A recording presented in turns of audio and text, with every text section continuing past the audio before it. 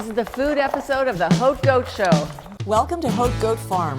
My husband Shane and I are expats from Toronto that gave up the city life for a 200-acre piece of paradise. We started with 4 goats, now we have close to 40, as well as 6 horses, 7 alpacas, 20 chickens, and 5 livestock dogs. All year round, we hold unique events for guests to experience the animals, the ins and outs of country life, and the beautiful landscape just north of Port Hope, Ontario. This is a peek behind the scenes at what goes on here at the farm.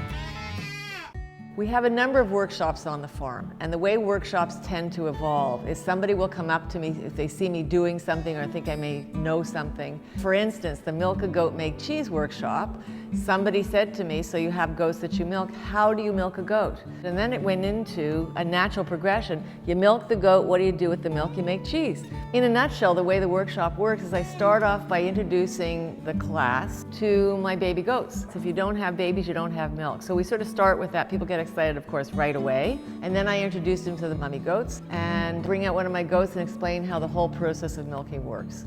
What you're going to do is close off the top of the teat, so that traps the milk in the teat, and that often is enough to get the milk flow started. Then, so what you do is really tight, so you're going to thumb and first finger like that, no air here, like really squeeze. You're going to say, I don't want to hurt her. You won't hurt her, I promise, because she won't let you and I won't let you. It's always great fun because people are pretty excited when they actually figure out how to do it, and it is a big accomplishment if you think about it. Oop, I have to tell you, you're not a real milker if you haven't had a goat step in your pail. All right, who's next? Then we go into the house. We don't use our milk in the cheese workshop. We're not a licensed dairy, so we bring in somebody else's goat milk, and that's how we do the demonstration. Everyone gets to make their own cheese and take it home with them. It really is a bonding experience, not just with the 2 people who may come together, but with the whole group of 8 or 10 or whatever the case may be.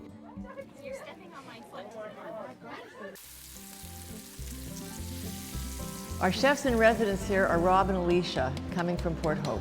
We're thrilled to have them here in the new Screaming Goat Cafe. We met them at the Cultivate Festival in Port Hope last year. Shane and I both tasted their bison burgers and went nuts for them. After that, we invited them to come and do some private events at the farm. Amazing meals.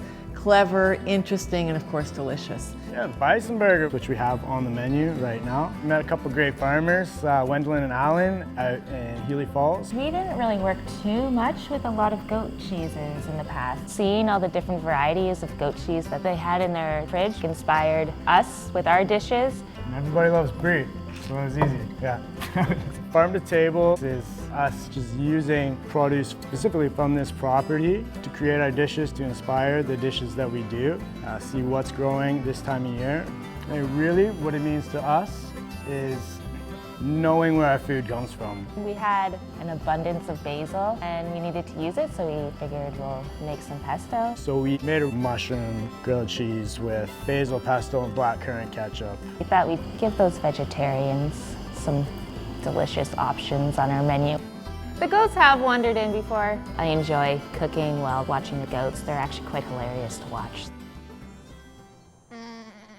Last year we planted our first very big vegetable garden. This year we have an even bigger garden planted by a wonderful woofer named Claude from Quebec. My name is Claude Seguin. I came here for take care of the garden. I can show you some zucchini. You want to see the radish? This is very, very good and strong. We have a pumpkin. Yeah, just coming to. And over there we have a watermelon. One is so big. This is a fresh green pepper. Very good. My favorite meal is sunflower. You see that? It's a flower. It's not really crops, but it's beautiful around the garden. That's what we have here in the garden.